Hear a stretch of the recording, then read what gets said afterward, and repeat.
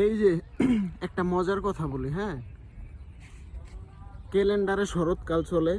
শরৎকাল, এই যে শরৎকালের মানে বৈশিষ্ট্য, মানে কাশফুল থাকবো, শরৎকালে কাশফুল থাকবো, ঠিক আছে। আর ঘরে হইছে যদি ফ্যান ছাড়ান তাহলে শীতকাল, আর যদি ফ্যান না ছাড়ান তাহলে গরমকাল।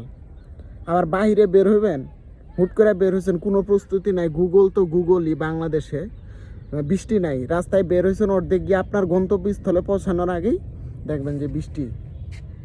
এই অবস্থা হয়েছে বাংলাদেশে বর্তমান ওয়েদার। তো কে কে লাং নিয়ে লাং নিয়ে তো সবাই অনেকেই যাইতেছে কক্সবাজার।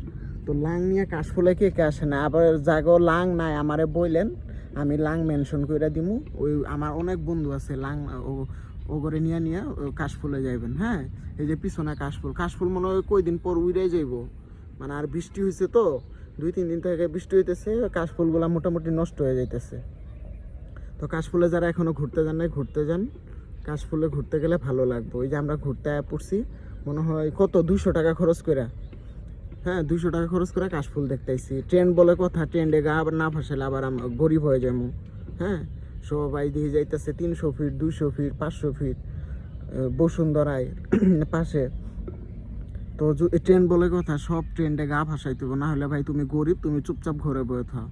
সবাই যেতেছে কক্সবাজার 70 প্রো আনতে, আর তুমি যদি বাসা থেকে 200 টাকা খরচ করে কাশফুল দেখতে না আইতারও, তাহলে তো তোমার কিচ্ছু করা নেই, তুমি গরিবই থাকলা। বড় রুকলা সব ট্রেন্ডে গা ভাসায়।